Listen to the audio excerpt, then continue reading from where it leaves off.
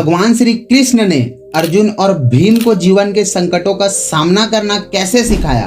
भीम और अर्जुन के क्रोध के सामने एक विशाल राक्षस अजय लग रहा था, लेकिन भगवान श्री कृष्ण की शांति और धैर्य ने उसे हरा दिया। क्या वह केवल एक राक्षस था या हमारे भीतर का छिपा हुआ क्रोध? इस गाथा में हम जानने की कोशिश करेंगे कि कैसे धैर्य और संतुलन जीवन की समस्याओं को एक साधारण चुनौती में बदल सकते हैं। द्वापर युग के समय की बात है, जब महाभारत का युद्ध शुरू होने में अभी कुछ समय बचा हुआ था। भगवान श्री कृष्ण, धनुर्धर अर्जुन और भीम युद्ध की तैयारी में व्यस्त थे। एक बार इसी सिलसिले में तीनों किसी आवश्यक कार्य के लिए यात्रा पर निकले। रास्ते में एक घना और डरावना जंगल पड़ा और रात घिरने लगी और अंधेरा इतना गहरा हो गया कि आगे बढ़ना कठिन हो गया। उन्होंने तय किया कि वहीं रात बिताई जाए और सुबह होते ही आगे बढ़ा जाएगा। भीम को जंगल के माहौल पर शंका हुई और उन्होंने कहा, यह जंगल मायावी लगता है, यहाँ रुक सकते हैं लेकिन यहाँ सोना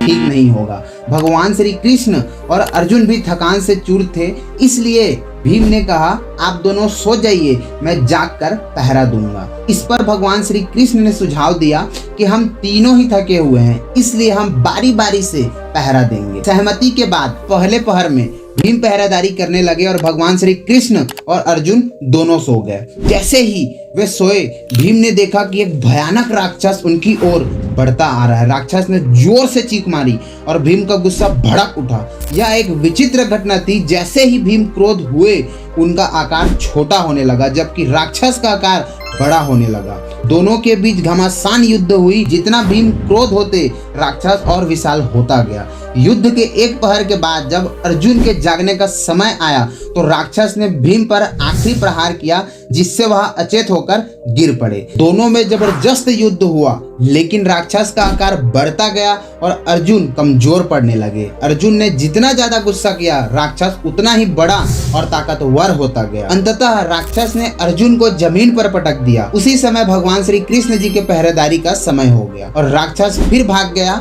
अब भगवान श्री कृष्ण जी की बारी थी। कुछ देर बाद वो राक्षस फिर से प्रकट हुआ और जोर जोर से चिल्लाने लगा, लेकिन भगवान श्री कृष्ण जरा भी नहीं घबराए और मुस्कुराते हुए बोले, तुम इस तरह क्यों चीख रहे हो, क्या चाहिए? भगवान श्री कृष्ण जी की इस निडरता और शांत स्वभाव के कारण उनका आकार बढ़ने लगा जबकि राक्षस का आकार घटने लगा। राक्षस ने फिर से चीख मारी, लेकिन भगवान श्री कृष्ण बिना किसी भय के उससे बात करते रहे।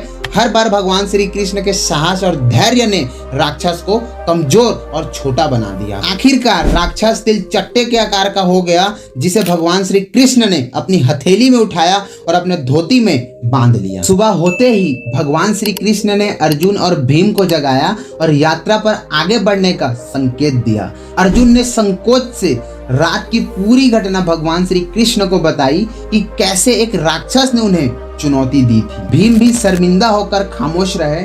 भगवान श्री कृष्ण जी ने मुस्कुराते हुए अपनी कमर से वही राक्षस निकाला और दोनों भाइयों को दिखाया। अर्जुन और भीम यह देखकर हैरान हो गए। भगवान श्री कृष्ण ने बताया कि यह कोई साधारण राक्षस नहीं है, यह तुम दोनों के भीतर का छिपा हुआ अनावश्यक क्रोध है। यह तुम्हारा उतावलापन और असंतुलन का प्रतीक है। जितना तुम क्रोध और चिंता करते हो, यह राक्षस उतना ही बड़ा और ताकतवर हो जाता है, लेकिन जैसे ही तुम शांत हो जाते हो, इसका आकार घटने लगता है। भगवान श्री कृष्ण ने समझाया कि राक्षस असल जीवन में आने वाली समस्याओं का प्रतीक है। जब भी कोई समस्या आती है, हम उससे बचने की कोशिश करें या उस पर गुस्सा करें तो वह समस्या और बड़ी हो जाती है, लेकिन जब हम धैर्य और साहस के साथ उनका सामना करते हैं तो यह धीरे धीरे छोटी हो जाती है। मैंने सिर्फ मुस्कुराकर बिना क्रोध किए इस राक्षस का सामना किया, जिससे इसका आकार घटता चला गया। इसी तरह जीवन की विपरीत परिस्थितियों का भी धैर्य और शांति से सामना करना चाहिए, तभी तुम उन पर काबू पा सकते हो। कहानी सुनने के लिए आपका धन्यवाद।